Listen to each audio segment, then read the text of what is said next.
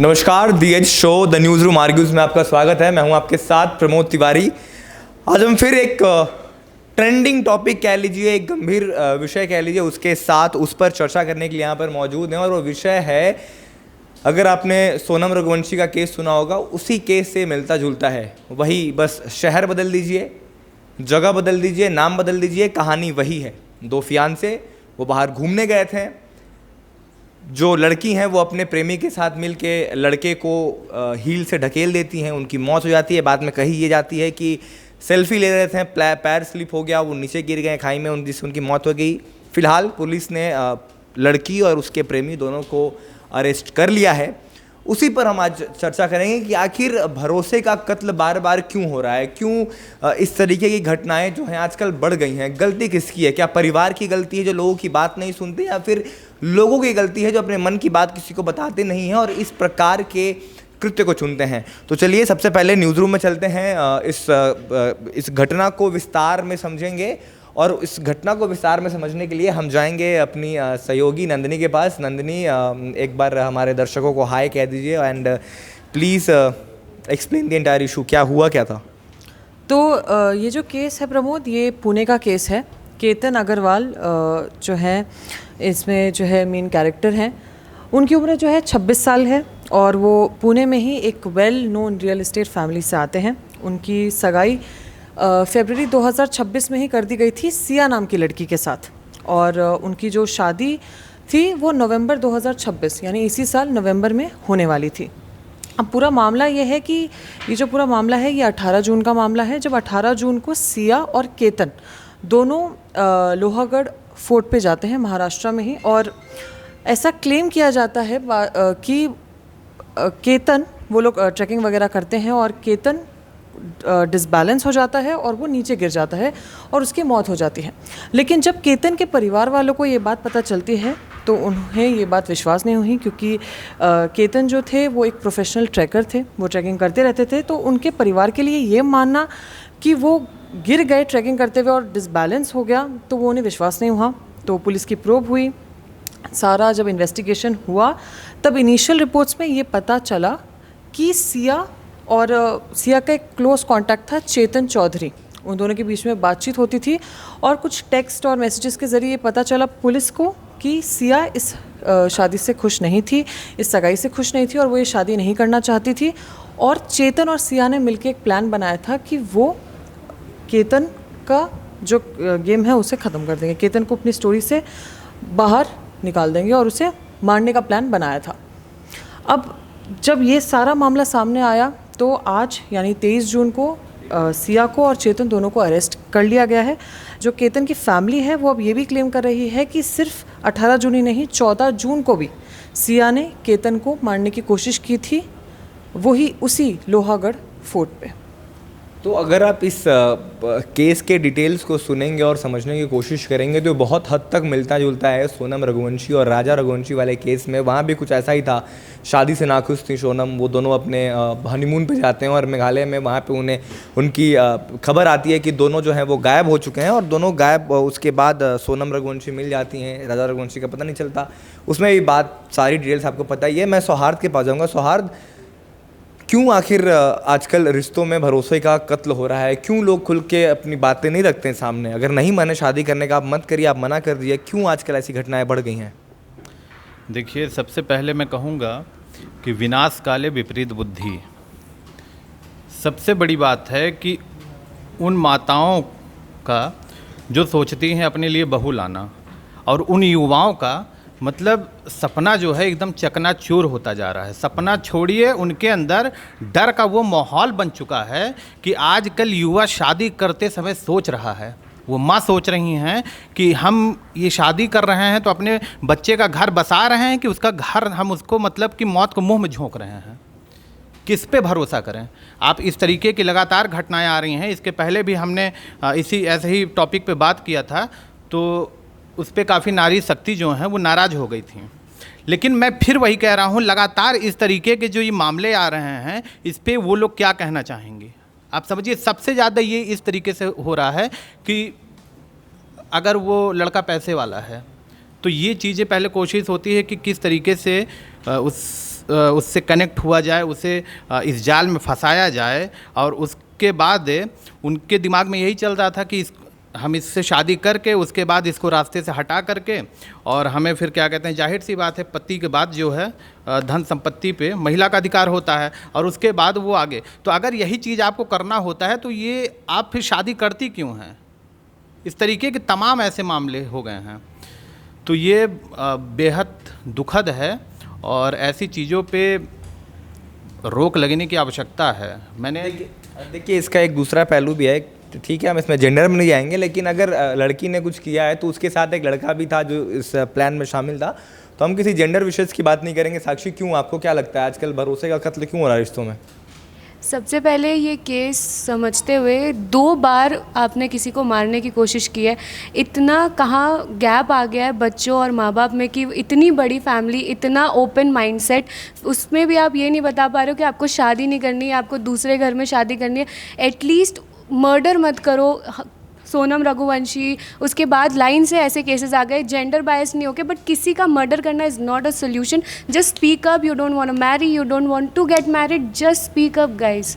सौहार्द कुछ कहना चाहते हैं? सौहार्द क्या कह रहे थे आप? कि चंद लोग हैं जिनके कारण जो है पूरा समाज, यानी कि कहते नहीं एक मछली पूरे तालाब को गंदा कर देती है, उसी तरीके से चीज़ें हो रही हैं। हमने कभी लिखा था कि वो खफा हो गए हैं, वो खफा हो गए हैं, दिल से दफ़ा हो गए हैं, और वो वफ़ा करते करते अब बेवफा हो गए हैं। तो यही चल रहा है इस समाज में। सही बात है। और साक्षी ने भी एक बहुत अच्छा पॉइंट रेज किया था, और वो ये था कि आखिर इतना गैप कहाँ आ रहा है पेरेंट्स और माँ बाप के बीच में, जहाँ आप ये नहीं बता पा रहे उन्हें कि नहीं मन है आपका शादी करने का। और देखिए कुंवारा रह लेना मर जाने से कहीं बेहतर है। श्वेता, आपको क्या लगता है ये गैप कहाँ आ रहा है? ये गैप माइंडसेट, ओपन माइंड है, सब कुछ बढ़िया था। जैसे कि साक्षी ने बोला कि बहुत ओपन माइंडेड फैमिली थी, सब कुछ बहुत सही था, वो बताना नहीं समझे। अब शादी तय होने से पहले हम सब कुछ चेक करते हैं, बैकग्राउंड चेक करते हैं, लड़के की सैलरी चेक करते हैं, उस लड़की के बैकग्राउंड को चेक करते हैं, लेकिन हम कभी कभी कंपैटिबिलिटी ही नहीं चेक करते कि क्या लड़का लड़की वाकई कंपैटिबल हैं शादी के लिए, या फिर वो शादी करना चाहते हैं। कभी कभी फैमिलीज़, अक्सर जो आज इंसिडेंट हुआ, पूरे इंसिडेंट, दोनों फैमिलीज़ ही बहुत रिच थी, दोनों फैमिलीज़ ने सब कुछ देखा होगा, बट क्या लड़का लड़की को शादी करने का मन था? नहीं, या ये हमें नहीं पता। तो कंपैटिबिलिटी की भी जो रिस्पॉन्सिबिलिटी होती है पेरेंट्स को समझनी चाहिए। इंपॉर्टेंस दो से, सिर्फ पैसा, बैकग्राउंड चेक करने से सब कुछ चीज़ें सही नहीं हो जाती। तो ये गैप कंपैटिबिलिटी का आ रहा है, और इसको इम्पोर्टेंस नहीं दी जा रही है। अकॉर्डिंग टू मी, पेरेंट्स इसे वैलिड नहीं समझते इतना। देखिए मैं इस केस में लड़की ने जो भी किया उसको कतई भी डिफेंड नहीं कर रहा, ना मैं उससे बचाने की कोशिश कर रहा हूँ, ना हमें ये पता है कि उस लड़की ने अपने माँ बाप को इस अपने अफेयर के बारे में बताया था या नहीं बताया था। लेकिन एक चीज़ जो है, जो खासकर श्वेता ने जैसे पॉइंट आउट किया कि हम सारी चीज़ें, हम सारे बैकग्राउंड चेक करते हैं, हम सब कुछ करते हैं, हम सब तरीके के बैकग्राउंड चेक करते हैं, बस हम अपने बेटे और बेटी से पूछना भूल जाते हैं कि उनका मन है या नहीं है। ये माँ बाप के लिए भी लागू होता है कि अगर आप शादी करा रहे हैं, आप एक बार जिनकी शादी करा रहे हैं उनसे पूछ लीजिए कि उनकी मर्ज़ी है या नहीं है। अपनी मर्ज़ी बच्चों पर थोपना कतई सही नहीं है। और इसका मतलब ये नहीं कि मैं इन एनी सिनेरियो और इन एनी केस इस केस में सिया ने, यानी जो लड़की ने जो किया है, मैं उसका समर्थन कर रहा हूँ। वो अपराध है, and crime can not be justified by anything. Shweta, आप कुछ कह रही थी? मतलब ये सारे सिनेरियो को देख के ये जो सोसाइटी का एक सोच बना हुआ है कि शादी दो लोगों के बीच नहीं, दो परिवारों के बीच होती है। बट ये परिवारों के बीच को ही देखते देखते हम दो लोगों के टेस्ट को, दो लोगों के चॉइस को इम्पोर्टेंस देना सही नहीं समझते। एंड आज के लिए मुझे ये कहना पड़ेगा कि शादी दो परिवार नहीं, looking after all the scenario, शादी दो लोगों के लिए ज़्यादा इंपॉर्टेंट है। अगर दो लोग ही खुश नहीं हैं तो वो शादी ना ही किसी परिवार को खुश रख सकती है, ना ही उन मैरिड कपल्स को आगे। बिल्कुल, किसी भी रिश्ते की बुनियाद जो है वो झूठ पर नहीं होनी चाहिए। अभिषेक, आप कुछ कहना चाहेंगे इस इशू पे? क्यों आपको लगता है कि आजकल ऐसे इश्यूज़ क्यों बढ़ गए हैं? आज हम तमाम सुन रहे हैं कि कभी नीले ड्रम में भर दिया जा रहा है, कभी एक्स्ट्रा मैरिटल अफेयर्स बहुत आम हो गए हैं आजकल। रिश्तों में जो वो भरोसा होना चाहिए, जो वो जिस बुनियाद पे वो टिकता है, वो बुनियाद ही हिल चुकी है आजकल, आपको लगता है? हाँ, किसी पे भरोसा कैसे किया जाए, सबसे बड़ी बात तो ये है। जितना ये सब देख के हम घबरा जाते हैं, उतने हमारे माँ बाप घबरा जाते हैं। वो अब मेरे मम्मी पापा मेरे से पूछते हैं क्या तू करेगा, तो मेरे दिमाग में ये सब बहुत ज़्यादा आ जाता है कि यार करना चाहिए या नहीं करना चाहिए, अरेंज करनी चाहिए, लव मैरिज करनी चाहिए, क्योंकि दोनों जगह ये सब हो रहा है। तो क्या करना चाहिए? भरोसा करें, प्यार करें, ना करें, कुछ करें भी या ना करें। ये सही बात है कि ये सिर्फ अरेंज मैरिज की बात नहीं है। सोनम रघुवंशी और राजा रघुवंशी की अरेंज मैरिज हुई थी, लेकिन उससे पहले जो नीले ड्रम वाला केस था उसमें उन दोनों की लव मैरिज थी। उसके बाद भी जो कुछ हुआ that was not right. Jasper ने जो बोला, आई टोटली अग्री। आजकल बहुत से लोगों ने, इवन इफ कंसेंट रहता है, लोगों को आज़ादी दी गई है बताने की, कुछ लोगों ने इसको ज़रिया भी बना लिया है कि हम शादी के नाम पे, शादी के आड़ में किसी के साथ भाग जाएंगे, मर्डर कर देंगे। ऐसे लोगों के लिए इट्स लाइक कि ये एक बहुत प्लान्ड थिंग होती है कि वो शादी के लिए येस बोल देंगे, उसके बाद का सिनेरियो ही कुछ और होता है। मयूरी, मैं आपके पास आना चाहूँगा, आपको क्या लगता है कि इस प्रकार की घटनाएं जो हैं वो आजकल के युवाओं को शादी के प्रति थोड़ा उदासीन बना रही हैं? Like the youth don't want to get married just because of this kind of things. और क्या आपको लगता है कि ट्रस्ट इश्यूज बहुत ज़्यादा बढ़ते जा रहे हैं? सी, आज सुबह जब मैंने ये केस पढ़ा तो आई वॉज रियली शॉक्ड कि कोई ऐसा क्यों कर सकता है और कैसे कर सकता है। लाइक एक होता है कि आप पढ़े लिखे नहीं हो, आपके पास दिमाग नहीं, आप ये काम करो, ठीक है। एक पढ़ा लिखा युवा आज के डेट में अगर ऐसा हीनियस क्राइम अगर कर रहा है तो उस पर बहुत क्वेश्चन मार्क लगता है। और इन सब केसेस की वजह से ही एक ट्रस्ट इशू बिल्डअप हुआ है। आज हम खुद कहते हैं कि शादी को लेके मेरा ट्रस्ट इशू है। क्यों?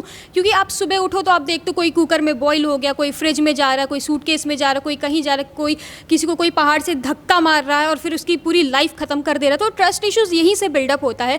अगर आपको शादी नहीं करनी है, बी क्लियर कि मुझे शादी नहीं करनी है, लेकिन किसी की लाइफ आप ऐसे रिस्क पे मत डालो। मैंने पिछले न्यूज़ रूम डिस्कशन में यही कहा था कि आज के डेट में ब्लेम हम सिर्फ लड़कों पे नहीं लगा सकते। आज के डेट में महिला और पुरुष दोनों के ऊपर ही ब्लेम लगता है। बिल्कुल, गलत और सही जेंडर नहीं होता, गलत और सही काम होता है। रिद्धि, क्या लगता है यार, ये आजकल लोगों की जान की कीमत इतनी कम हो गई है कि लोग कुछ भी करने से पहले कुछ सोच नहीं रहे हैं?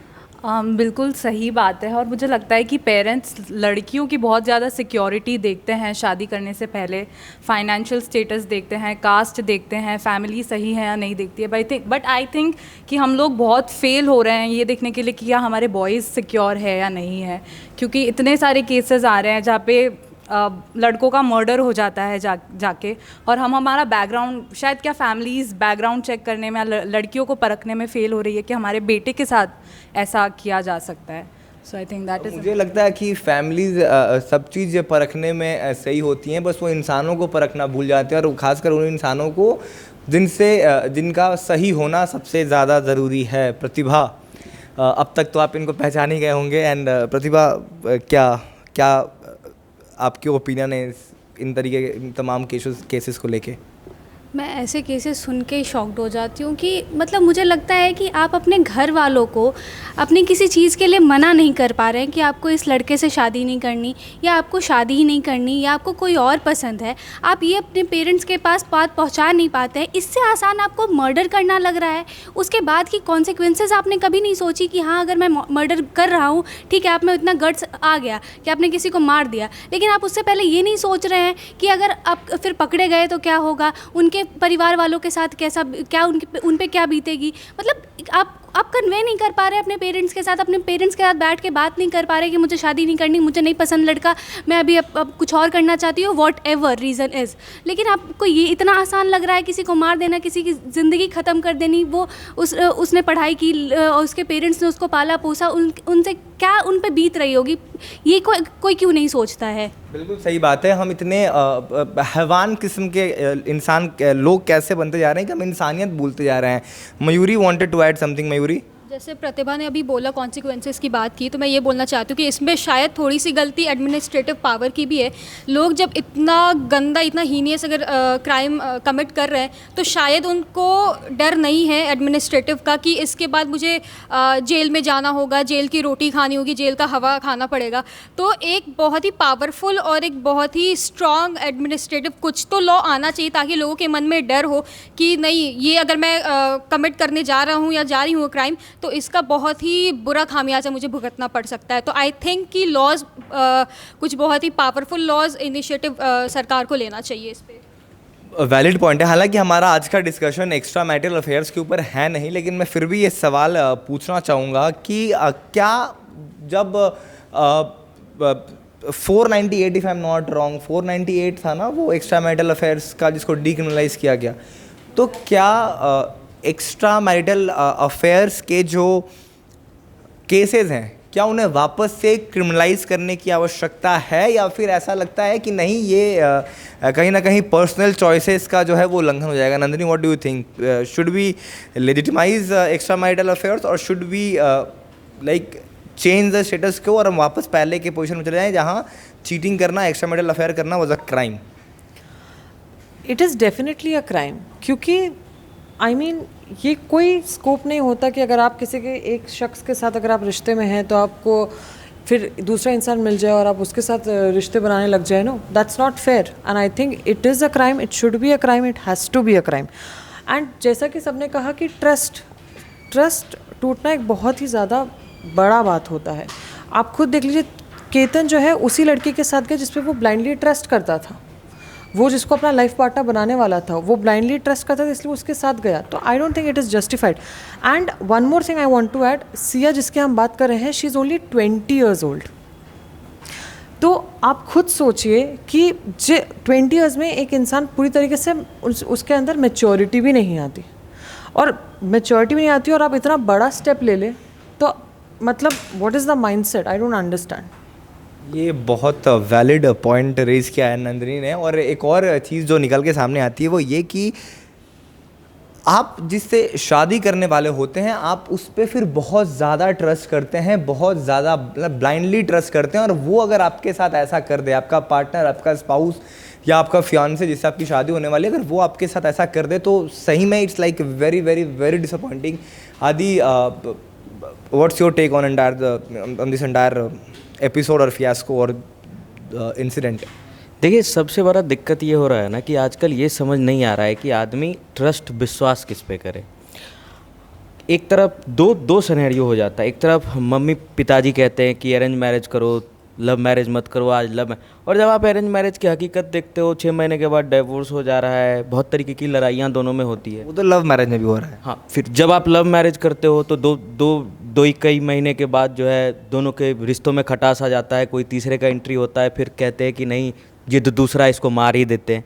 यार ये मारने मराने का ये कहाँ से कॉन्सेप्ट आ गया है? किसी को मार देना नहीं, किसी को मार देना ठीक है। अगर मान लो एज एग्जाम्पल लेते हैं, मेरी शादी होती है, मेरी वाइफ है, चलो ठीक है, उसको अब वाइफ को किसी से मोहब्बत हो जाता है, ठीक है, यार कह के निकल जाओ, नहीं कह सकते हो चले जाओ उसके साथ, समझ जाएंगे कहीं चले। ये अब मुझे मार देना, ये दिस इज़ नॉट जस्टिफाइंग। मेरी भी माँ है यार, उसको सोचना तो चाहिए कि मारने के बाद तुम केस पे केस देखते जा रहे हो कि कोई बच तो रहा नहीं है। ऐसा नहीं कि तुमने बहुत अच्छा से प्लानिंग कर लिया है तो तुम मुझे मार के बच जाओगे, ऐसा भी नहीं हो रहा है। आखिरकार तुम्हें फंसना ही होता है। पता नहीं लोगों का बुद्धि को क्या हो जाता है प्रमोद भाई। एग्जैक्टली मतलब मार देने से आप कौन सा मसला सॉल्व कर रहे हैं? उसके बाद क्या आप जैसे रहना चाहते थे वैसे रह पाएंगे? ये बहुत बेसिक सा सवाल है जो अपने आप से पूछना चाहिए। आपको नहीं पसंद सामने वाला इंसान, अगर आप किसी रिश्ते में हैं, आपसे वो नहीं अच्छा लग रहा आपको, आप आइए, आप बात करिए। There is always thousands way to like solve an issue. ये मारना, ये मानसिकता आखिर आ कहाँ से रही है? That's questionable. यहाँ पे gender, love marriage, arrange marriage ये कुछ मायने नहीं रखता। मायने वो माइंडसेट रखती है जो आपको ये कन्विंस करा दे रही है कि to killing somebody is like a better solution than कि उसके साथ आप बैठ के बातचीत करो। हिमांशु, आपको क्या लगता है ये क्या हो रहा है आजकल समाज में, और who is responsible for this, या who is responsible for this mindset?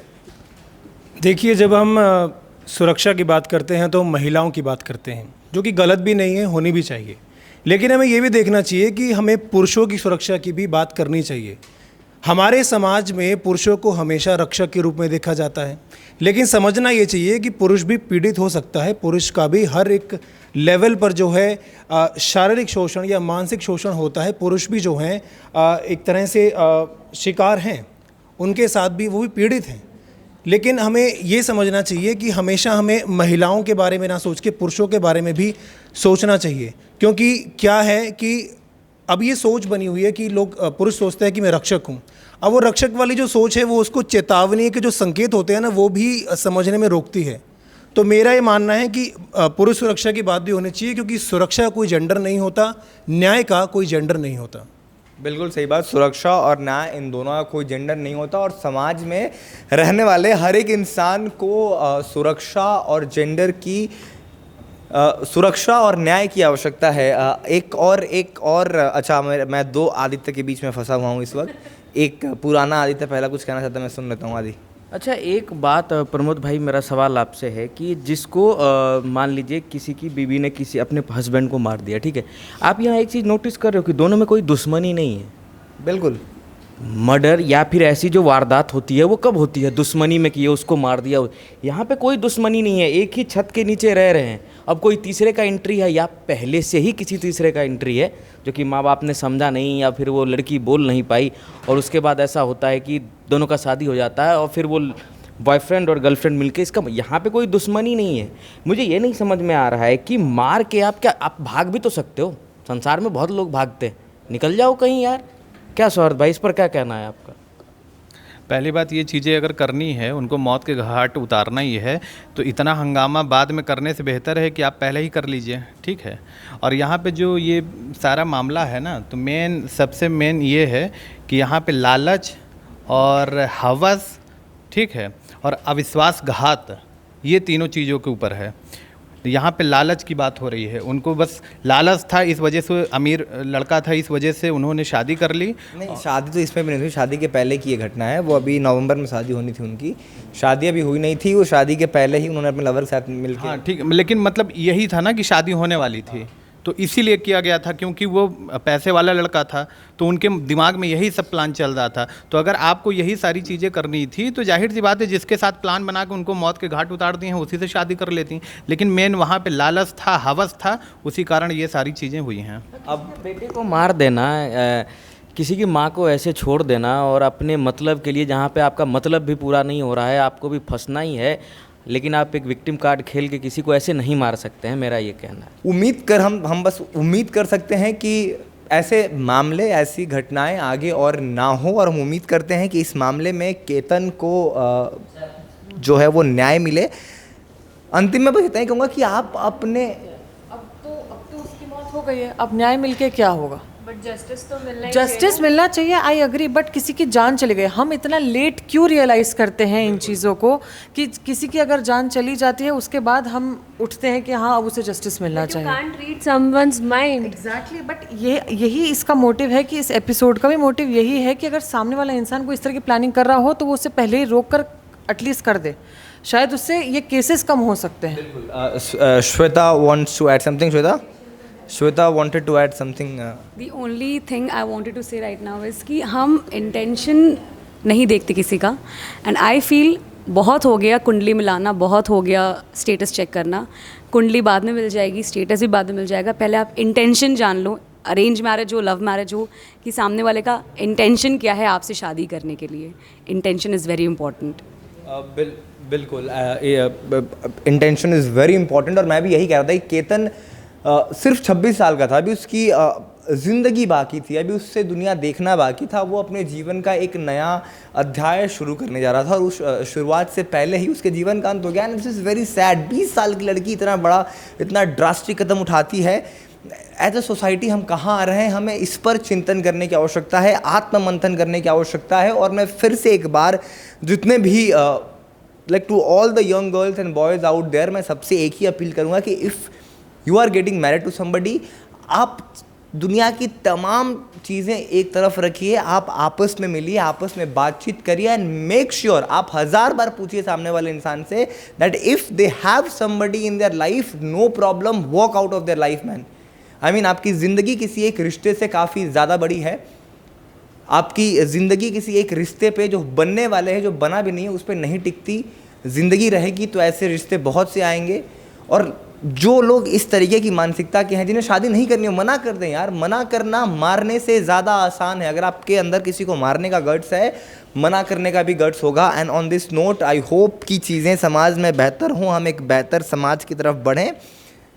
फ़िलहाल हमारे इस न्यूज़ रूम आर्ग्यूज़ के एपिसोड में सिर्फ इतना ही। आप इस तरीके के केसेस को लेकर क्या सोचते हैं, कमेंट बॉक्स में अपनी राय ज़रूर दीजिएगा।